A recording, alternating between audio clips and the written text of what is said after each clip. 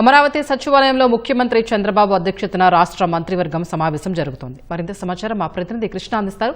కృష్ణ, మంత్రివర్గ భేటీలో ఏ అంశాలపై చర్చిస్తున్నారు?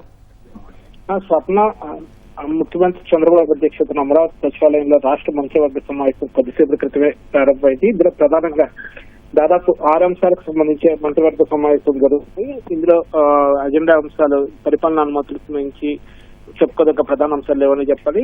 ప్రధానంగా ఈ జలవనరుల శాఖలో మెయింటెనెన్స్ కోసం ఏదైతే కొన్ని పరిపాలన అనుమతులకు ఆమోదం తెలపడంతో పాటు జెన్కో పరిధిలో ప్రాజెక్టులకు పరిపాలన అనుమతుల ఆమోదం, అలాగే ట్రాన్స్కోలో పరిపాలన పనులకు ఆమోదం వంటి అంశాలు ఎజెండా అంశాల్లో చేర్చారు. అలాగే ఈ కేసరపల్లిలో భూ బదలాయింపుకు సంబంధించి నివాస భూములు ఏదైతే కస్టమ్స్ కార్యాలయానికి సిబ్బంది నివాస భవనాల నిర్మాణానికి సంబంధించి భూ వినియోగ మార్పులకు సంబంధించి కూడా మంత్రివర్గంలో ఆమోదం తెలుపుతున్నారు.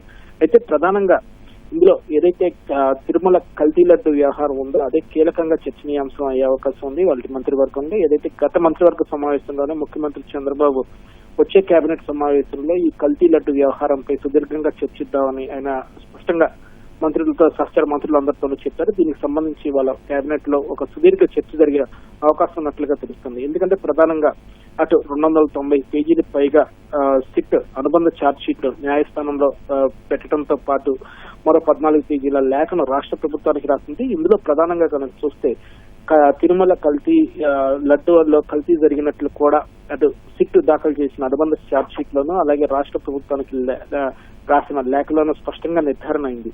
ఇందులో ప్రధానంగా ఆ లడ్డు కల్తీ జరగడానికి గల పరిణామాలు, అలాగే కొంతమంది మీద తీసుకోవాల్సిన చర్యలు, అలాగే పకడ్బందీగా ఉండేందుకు వ్యవహరించాల్సిన సూచనలు కూడా ఈ మేర సిట్ ప్రభుత్వానికి కొన్ని సిఫార్సులు అనేది చేసింది. ఇందుకు అనుగుణంగా ఇప్పటికే ఈవోగా ఉన్న అనిల్ కుమార్ సింఘాల్ పై ప్రభుత్వం బదిలీ చేసేసింది.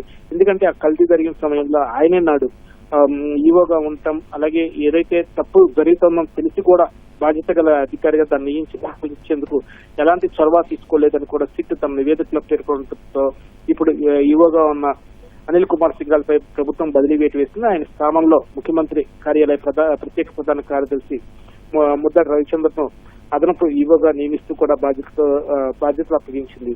అలాగే దీంతో పాటు మరికొన్ని సిఫార్సులు కూడా సిట్ చేయడం జరిగింది. అయితే సిట్ నివేదిక పైన కూడా సుదీర్ఘంగా చర్చ జరిగే అవకాశం ఉంది. ఏదైతే పెద్ద చేపలను వదిలేసి కేవలం చిన్నవారి మీద మాత్రమే చర్యలు తీసుకోవాలనే లేక సిట్ నివేదిక ఉందనే అభిప్రాయం కూడా ప్రభుత్వ వర్గాల్లో వ్యక్తమవుతూ వస్తుంది. దీనికి సంబంధించి వాళ్ళ ముఖ్యమంత్రి స్థాయిలో అటు ముఖ్యమంత్రి చంద్రబాబు అలాగే ఉప ముఖ్యమంత్రి పవన్ కళ్యాణ్ ఇతర కేబినెట్ అంతా కూడా సుదీర్ఘంగా చర్చించి దీనిపై ఎలా ముందుకు వెళ్ళాలి, ఎలాంటి కీలక నిర్ణయాలు తీసుకోవాలి, అలాగే ప్రక్షాళనకు సంబంధించి ఏ విధమైన చర్యలు తీసుకుంటే బాగుంటాయి అన్న దాని మీద సుదీర్ఘంగా చర్చించి ఒక కీలక నిర్ణయాలు అయితే తీసుకునే అవకాశాలు కనిపిస్తున్నాయి. ధన్యవాదాలు కృష్ణ.